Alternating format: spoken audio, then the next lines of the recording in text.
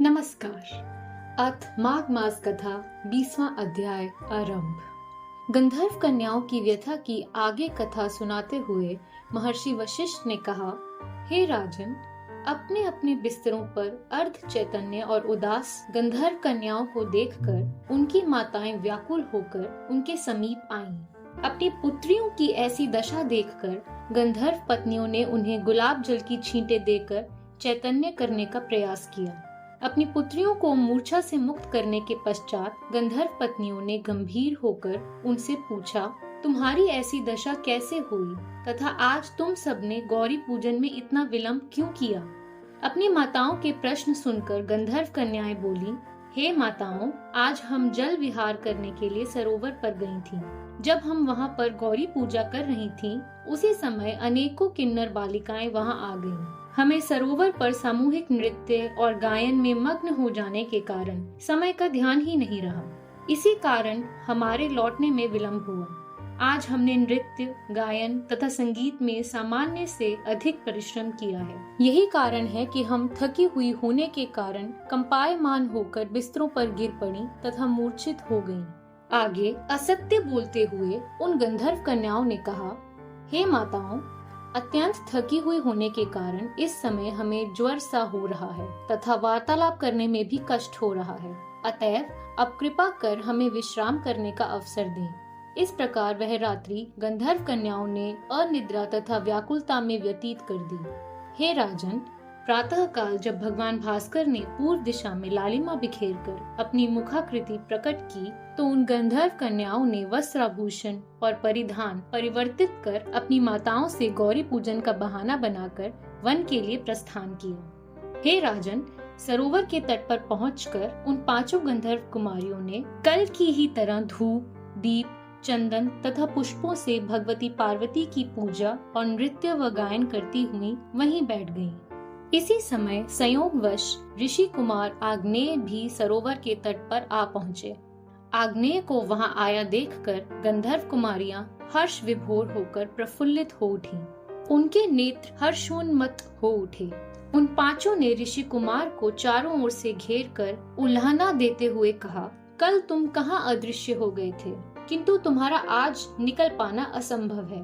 आज हमने तुम्हें चारों ओर से घेर लिया है। हमारा प्रण है कि आज तुम्हें पति रूप में वरण करेंगी अथवा मृत्यु को ग्रहण कर लेंगी। इस प्रकार अपने हाव भावों और वचनों से वे पांचों ही गंधर्व कुमारियां ऋषि कुमार आग्नेय को अपने वश में करने की चेष्टा करती रही। उन गंधर्व कुमारियों से घिरा हुआ ऋषि पुत्र आग्नेय गंभीर स्वर में बोला, हे गंधर्व कुमारियों, तुम अपनी रुचि तथा ज्ञान के अनुसार उत्तम, शुभ, अनुकूल तथा रुचिकर वचन कह रही हो, किंतु मुझे क्षमा करो। मैं ब्रह्मचर्य आश्रम में रहकर गुरुकुल में वेदों का अध्ययन कर रहा हूँ। हे गंधर्व कुमारियों, इस समय विवाह करना मेरा धर्म नहीं है। ऋषि कुमार के नीति और धर्म से परिपूर्ण वचनों पर ध्यान न देकर काम पीड़ित गंधर्व कुमारियों ने पुनः कहा, हे प्रियवर, विद्वानों का कथन है कि धर्म से अर्थ, अर्थ से काम तथा काम से धर्म रूपी फल की प्राप्ति होती है।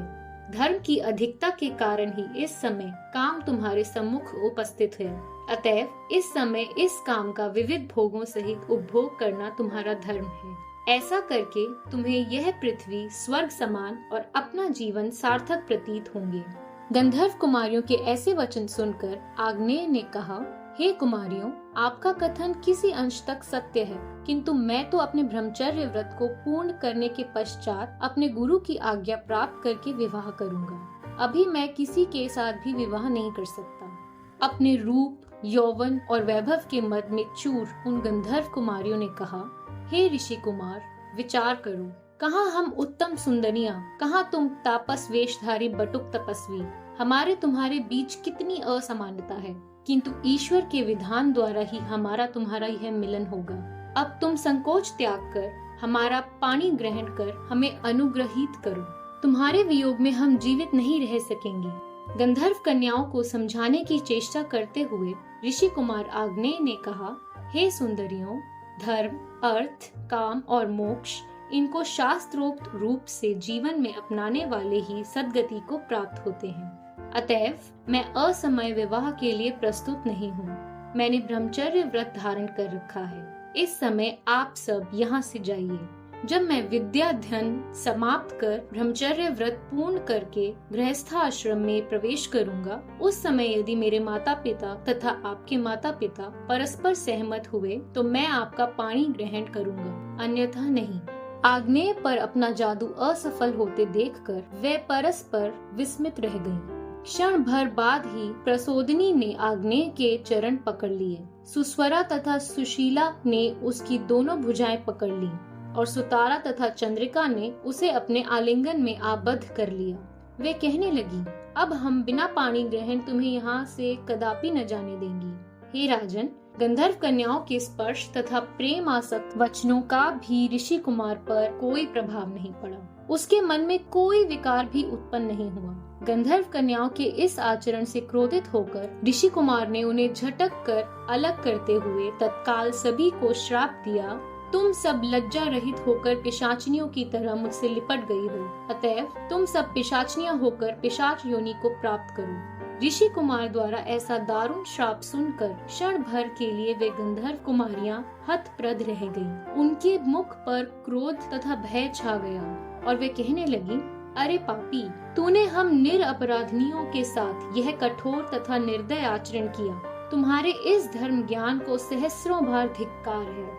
जो हृदयहीन मनुष्य अपने मित्रों तथा अनुरागी भक्तों के साथ ऐसा कठोर तथा द्रोहपूर्ण आचरण करता है, उसे दोनों ही लोकों में दुख तथा संताप प्राप्त होता है। तूने व्यर्थ ही हम निरपराधिनियों को श्राप दिया है, अतएव अब हमारे श्राप से तू भी पिशाच हो जा। परस्पर श्राप देने के कारण वह गंधर्व कुमारियां तथा ऋषि कुमार तत्काल ही पिशाच पिशाचनियां हो गए। तब वे भूख और प्यास से पीड़ित होकर बुरी तरह रोने बिलखने लगे, किंतु उस निर्जन वन में उनकी करुण पुकार सुनने वाला कोई न था। वहाँ खोजते हुए उनके माता पिता आए भी, परंतु पिशाच रूप में इन्हें पहचान न सके। उन्हें इस प्रकार पिशाच योनि भोगते भोगते बहुत समय व्यतीत हो गया।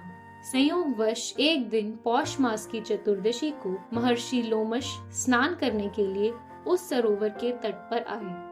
भूख से पीड़ित उन पिशाचों ने जब महर्षि लोमश को वहां देखा तो उनका वध करने की इच्छा से वह उनकी ओर झपटे, परंतु महर्षि के प्रखर तेज के सम्मुख वे नहीं ठहर सके, अतएव वे उनसे कुछ दूर हटकर खड़े हो गए। इसी समय वहां अग्नेय के पिता वेदनिधि ब्राह्मण भी आ गए।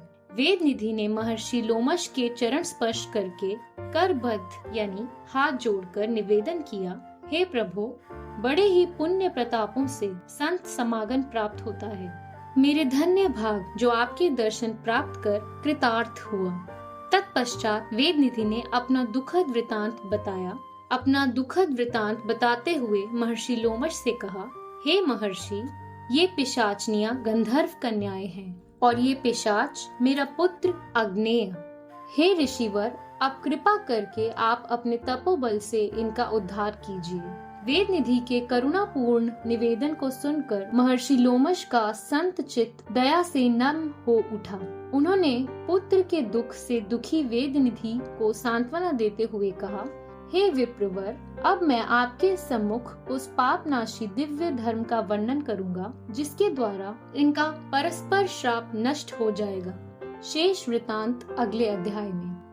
इति श्री पद्म पुराणे माघ महात्म्य 20वां अध्याय संपूर्ण। श्री विष्णु भगवान की जय। धन्यवाद।